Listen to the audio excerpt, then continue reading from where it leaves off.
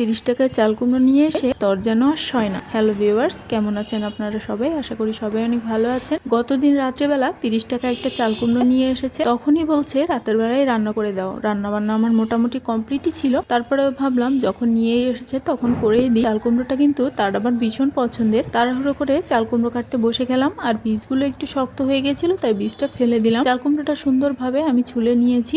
আমি আজকে ছোলাটা ফেলে দিচ্ছি, তবে আপনারা চাইলে ছোলা দিয়ে কিন্তু ভর্তাও করে নিতে পারেন। এই রেসিপিটা আপনাদের সাথে না হয় অন্য একদিন শেয়ার করব। আজকে চাল কুমড়োর তরকারিটাই দেখুন কিভাবে আমি চটজলদি বানিয়ে দিই। এবারে কিছু ঢেঁড়স ছিল, ঢেঁড়সগুলো বেশ অনেকদিন হয়ে গিয়েছে, তো ভাবলাম এগুলোকেও কুচি করে কেটে নেব। একটু হালকা তেলে ভাজি করলে সেটা কিন্তু আমার ছেলেটা খেতে ভীষণ পছন্দ করে, আর বাচ্চা কাচ্চাকে সবজি খাওয়ানো তো ভীষণ প্যারার ব্যাপার। তো ভাবলাম এভাবে করে দিই, তাহলে ছেলেটার পেটেও যাবে। এবারে ময়লাগুলোকে সরিয়ে নেব আমি। এজন্য একটা প্যাকেটে আমি আগে থেকে ময়লাটা কাটছিলাম, তো সব পরিষ্কার করে নিয়ে এবারে হচ্ছে সুন্দরভাবে কাটাকুটির পালা। আমি এখানে একটুখানি পেঁয়াজ কুচিয়ে নিচ্ছি, কারণ আমি ঢেঁড়স ভাজিতে কোনো রকম চিংড়ি মাছের ব্যবহার করব না, এই জন্যই একটুখানি পেঁয়াজ আর একটু বেশি করে কাঁচামরিচ নিব। এবারে আমি পেঁয়াজ কাঁচামরিচ গুলো কেটে নিয়ে ঢেঁড়স গুলোকে সুন্দরভাবে কুচি করে নেব। তবে ঢেঁড়স কুচি করার সময় একটা জিনিস খেয়াল রাখতে হবে, ঢেঁড়সটা কিন্তু এভাবে একটু গোল গোল করে কুচি করে নিতে হবে। যদি আপনি লম্বা করে কুচি করেন তাহলে কিন্তু ঢেঁড়সের বীজটা বেরিয়ে যাবে, এতে করে যখন ভাজি করা হবে বীজগুলো পুড়ে যাবে, দেখতেও ভীষণ বিচ্ছিরি লাগবে আর খেতেও একটুও ভালো লাগবে না। এরপর অল্প কিছু চিংড়ি মাছ বের করে নিয়ে আসলাম। কতদিন চিংড়ি মাছও এনেছিল কিন্তু কিছুই আর বাছা হয়নি। অল্প কিছু চিংড়ি মাছ আমি ছাড়িয়ে নিয়েছি। এবার এই চিংড়ি মাছগুলোকে সুন্দর করে পরিষ্কারভাবে আমি বেছে নিচ্ছি। রান্না মোটামুটি কিছু ঘরেই ছিল,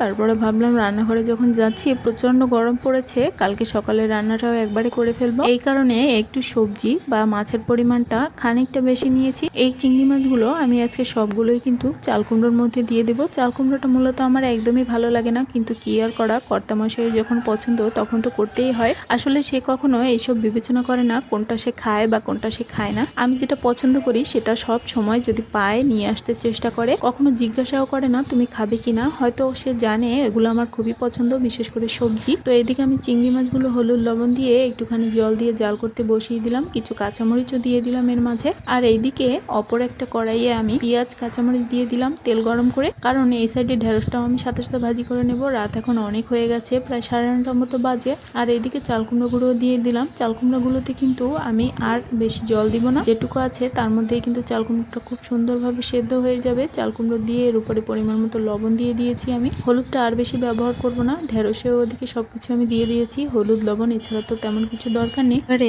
খানিকক্ষণ পরে কুমড়োটা একটু শক্ত শক্ত থাকতেই এতে ফোড়ন দিয়ে দিব, কারণ কুমড়োর তরকারিতে কুমড়ো যদি বেশি সেদ্ধ হয়ে যায় তাহলে খেতে কিন্তু একদমই ভালো লাগে না। আমি এখানে 1.5 চামচ মতো সরিষার তেল দিয়ে দিলাম। এবারে তার মধ্যে অল্প একটুখানি রাঁধুনি আর একটু জিরে ফোড়ন দিলাম। যেহেতু এতে খুব বেশি মশলা ব্যবহার করা হবে না তাই এটুকু ফোড়নই দেব। এতে করে রাঁধুনির খুব সুন্দর একটা ফ্লেভার কিন্তু তরকারির মধ্যে ছড়িয়ে যাবে। ফোড়নটা থেকে খুব সুন্দর একটা ফ্লেভার বেরিয়ে আসলে এবারে চাল কুমড়োর তরকারিটা দিয়ে দিলাম। একটুখানি কাঁচা জিরে পেস্ট দিয়ে দিলাম। এবারে অল্প একটুখানি ধনিয়া পাতা দিয়ে আমি এটা নামিয়ে নিব। তার আগে অল্প একটুখানি চিনিও অ্যাড করে দিলাম। এর মন সবজিতে কিন্তু একটুখানি চিনি দিলে টেস্টটা একটু বেড়ে যায়, এটা খেতেও অনেক ভালো লাগে। তবে আপনারা যারা চিনিটা অ্যাভয়েড করেন তারা বাদ দিয়ে দিবেন। আজকের মতো এখানেই বিদায় নিব। সবাই ভালো থাকবেন, সুস্থ থাকবেন। ধন্যবাদ সবাইকে।